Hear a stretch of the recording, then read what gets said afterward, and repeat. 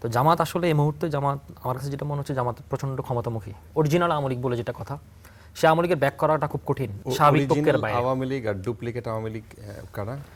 জামাত এবং আওয়ামী লীগের কোনো আতাত হওয়ার কোনো সুযোগ আছে বলে মনে হয় আপনার?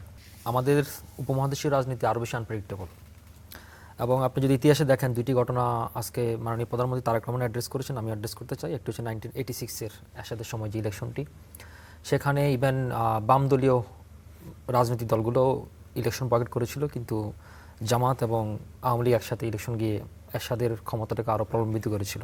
তো জামাত আসলে এই মুহূর্তে আমার কাছে যেটা মনে হচ্ছে জামাত প্রচণ্ড ক্ষমতামুখী, আগেও ছিল, মানে বিশেষ করে তারা ছাত্র সংসদ ইলেকশনের পরে যখন তাদের একটা হাইফ তারা তৈরি করেছিল, তখন থেকে তারা হিসাব করতেছে তারা কীভাবে ক্ষমতায় যাওয়া যাবে। একটা ইলেকশনের সময় তারা এরকম বলছিল তারা এবারে ক্ষমতা যাচ্ছে। তো যেহেতু এখন তারা প্রধানতম বিরোধী দল, তো তাদের টার্গেট হচ্ছে যে করে হোক বিএনপিকে সাকসেস করে হোক, আনসাকসেসফুল করে হোক, কিংবা ক্ষমতা থেকে টেনে এসে নামানো হোক, যে কোনোভাবে ব্যর্থতা করে দেখানো হোক। এবার আপনার প্রতিটি ঘটনা যদি মিলান, সেটা কিন্তু একটা সূত্রপাত দেখা যায়, এক নম্বর কথা। দুই নম্বর কথা হচ্ছে কি, আপনার আওয়ামী লীগের রাজনৈতিক মাঠে, বাংলাদেশের রাজনৈতিক মাঠে গণ-অভ্যুত্থানের পরবর্তী সময় আওয়ামী লীগের রাজনৈতিক পরাজয় ঘটেছে।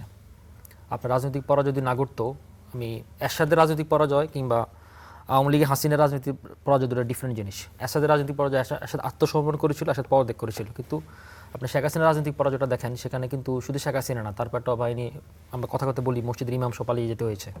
তো সেখান থেকে আসলে আওয়ামী লীগকে আপনি অরিজিনাল আওয়ামী লীগ বলে যেটা কথা, সে আওয়ামী লীগের ব্যাক করাটা খুব কঠিন, এবং আওয়ামী লীগ এরকম একটা সুযোগ খুঁজবে যে আবার যদি এই সরকার কোনোভাবে ব্যর্থ হয় বা এই সরকারকে টেনে হেসড়ে নামানোর পথে বা স্বাভাবিক পক্ষের বাইরে। আওয়ামী লীগ আর ডুপ্লিকেট আওয়ামী লীগ কারা?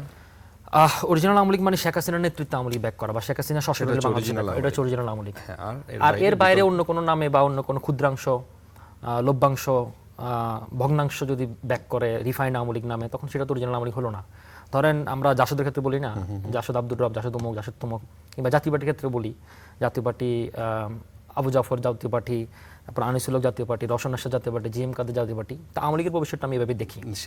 সেই চেষ্টাটা কি অন্তর্বর্তীকালের সময় সরকারের সময়ও ছিল? এটা আমরা কনস্পাইরেসি দেখেছি অনেক, কিন্তু এটা তো প্র্যাকটিক্যালি কিছু দেখিনি। অনেক কনস্পাইরেসি যখন দেখা গিয়েছিল।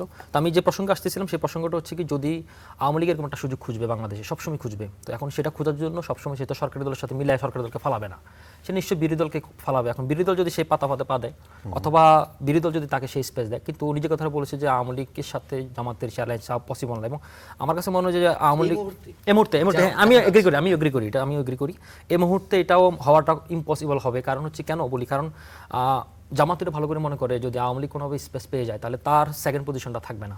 তো সেই কারণে এটা হওয়াটা খুব টাফ, তবে খুবই আনপ্রেডিক্টেবল সিনারি, ভবিষ্যতে কি বলা যায় না।